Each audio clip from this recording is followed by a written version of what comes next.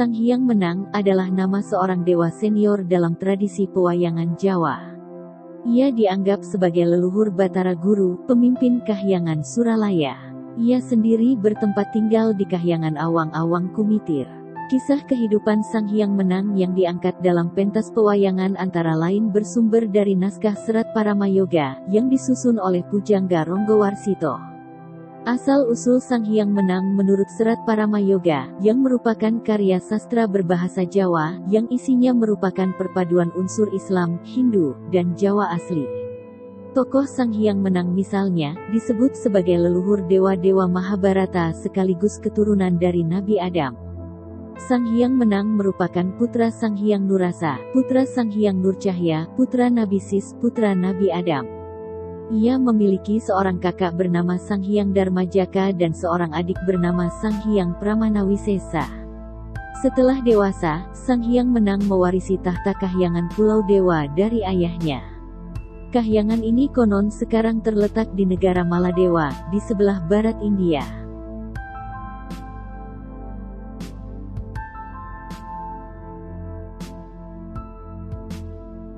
Berselisih dengan Nabi Sulaiman, Sang Hyang Menang dipuja bagaikan Tuhan oleh para penduduk Pulau Dewa yang saat itu kebanyakan dari bangsa jin. Hal ini didengar oleh Nabi Sulaiman pemimpin Bani Israel. Para pengikut Nabi Sulaiman mendesak supaya Sang Hyang Menang diberi hukuman. Nabi Sulaiman pun mengirim panglimanya yang bernama Jin Sakar untuk menyerang Pulau Dewa. Jin Sakar tiba di tujuannya. Namun justru dirinya yang berhasil dikalahkan Sang Hyang Menang. Jin Sakar dikirim balik untuk mencuri rahasia kesaktian Nabi Sulaiman, yaitu cincin makhlukat gaib pemberian Tuhan. Setelah berhasil mencuri cincin tersebut, Jin Sakar kembali ke Pulau Dewa, namun cincin makhlukat gaib jatuh tercebur ke dasar laut. Nabi Sulaiman jatuh sakit setelah kehilangan cincinnya. Berkat doanya yang tekun, ia pun memperoleh kesembuhan. Pulau Dewa tempat Sang Hyang Menang dipasangi tumbal sehingga meledak dan hancur menjadi pulau-pulau kecil. Sang Hyang Menang sendiri bahkan sampai mengungsi ke dasar laut.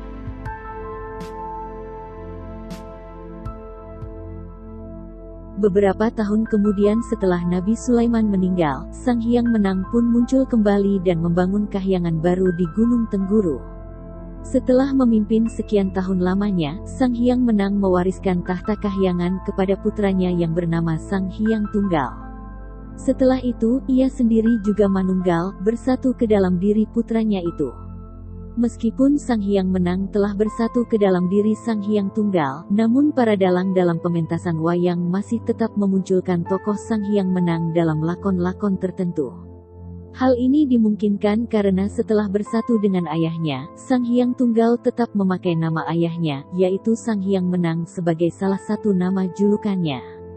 Disinilah akan dibahas asal-usul Sang Hyang Menang. Beberapa bulan kemudian, Dewi Rawati melahirkan putra berupa Sotan, yaitu suara tanpa rupa, berjumlah 2 dan saling berebut siapa yang lebih tua.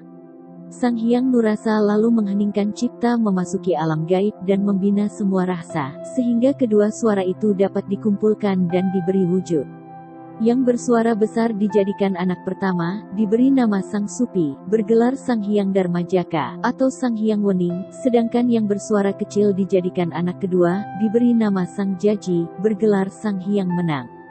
Beberapa tahun kemudian Dewi Rawati melahirkan anak ketiga, berwujud Akian atau jin sejati, yang oleh Sang Hyang Nurasa diberi nama Sang Hyang Taya. Ketiga putra Sang Hyang Nurasa itu sama-sama suka bertapa dan belajar ilmu kesaktian, dan yang paling menonjol di antara mereka adalah Sang Hyang Menang. Terima kasih sudah menonton video ini sampai selesai, semoga bermanfaat. Terima kasih juga sudah subscribe, like, komentar dan share-nya.